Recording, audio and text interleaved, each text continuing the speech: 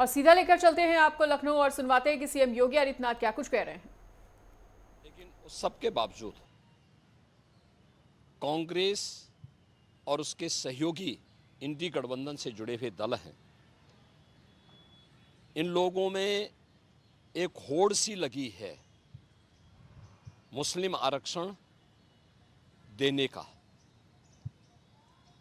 और कांग्रेस का इतिहास तो इस मामले में बहुत दागी रहा है।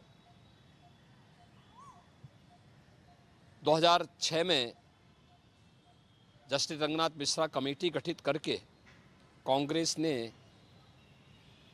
ओबीसी का हिस्सा काट करके मुस्लिमों को देने का कुत्सित प्रयास किया था जब यूपीए गवर्नमेंट थी।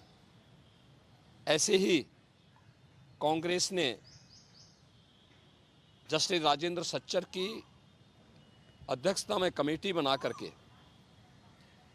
अनुसूचित जाति के आरक्षण में सेंध लगाने का प्रयास किया था। कुछ मुस्लिम जातियों को अनुसूचित जाति में शामिल करने का कुत्सित प्रयास किया था।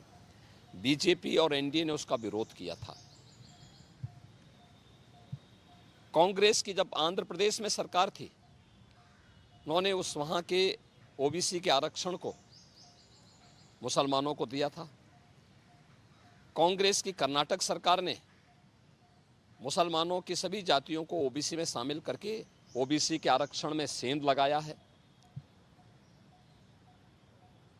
वेस्ट बंगाल के अंदर टीएमसी ने 2010 में 118 मुस्लिम जातियों को ओबीसी में शामिल करके पिछले 14 वर्ष से लगातार ओबीसी के आरक्षण के अधिकार पर उन्होंने पूरी तरह एक प्रकार की डकैती डाली है।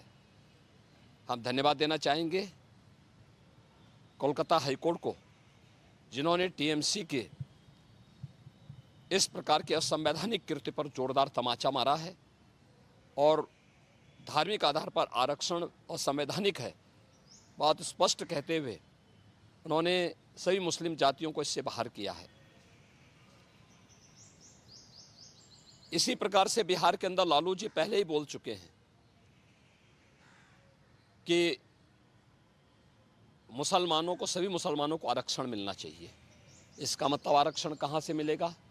ये आरक्षण यही ओबीसी और एससी एसटी का आरक्षण में से ये बांट करके मुसलमानों को देना चाहते हैं। और समाजवादी पार्टी तो अपने जन्मजात हिंदू विरोध, अनुसूचित जाति, जनजाति और पिछड़ी जाति के विरोध का नाम ही इन्होंने बना दिया, उसका पर्याय ही बना दिया है। चाहे वह राम जन्मभूमि का विरोध रहा हो, राम भक्तों पर गोली चलाने का रहा हो, या फिर 2012 और 2014 के अपने इलेक्शन मैनिफेस्टो में समाजवादी पार्टी ने मुस्लिमों को आरक्षण देने की वकालत की थी और यहाँ तक इन्होंने शरारत की थी कि तुष्टीकरण की हद पार करते हुए उत्तर प्रदेश के अंदर, उत्तर प्रदेश की उस समय की 20 करोड़ की आबादी की सुरक्षा के साथ खिलवाड़ करते हुए पीएससी की 54 कंपनियों को इन्होंने समाप्त किया था। और उस समय इन्होंने पीएससी की भर्ती जो निकाली थी उसमें इन्होंने प्रयास किया था कि 15% मुस्लिम आरक्षण हो। माननीय न्यायालय को हस्तक्षेप करना पड़ा था। ये जो होड़ है एक खतरनाक होड़ है। बाबा साहब भीमराव अंबेडकर ने विरोध किया था इसका, मुस्लिम आरक्षण का, क्योंकि देश धर्म के आधार पर विभाजित हुआ था और उन्होंने कहा था कि धर्म के आधार पर कोई भी आरक्षण देश के अंदर नहीं होना चाहिए। अनुसूचित जाति जनजाति को आरक्षण भारत के संविधान के द्वारा दिया गया है। मंडल कमीशन की सिफारिशों के आधार पर ओबीसी को आरक्षण का लाभ दिया गया है। Bharatiya Janata party SC ST और ओबीसी के आरक्षण को सुरक्षित रखने के लिए किसी भी प्रकार के मुस्लिम आरक्षण का विरोध करती है और दूसरा, मुस्लिम आरक्षण असंवैधानिक भी है और अगर इस प्रकार की कुप्रथा को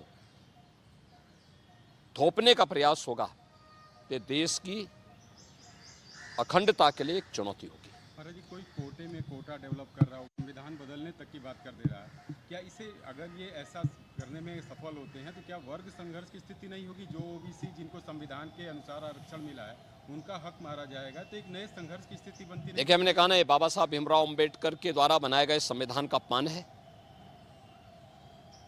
और भारत के संविधान की मूल भावना के विरुद्ध भी है। ये असंवैधानिक कृत्य है, इसे कतई स्वीकार नहीं किया जाना चाहिए।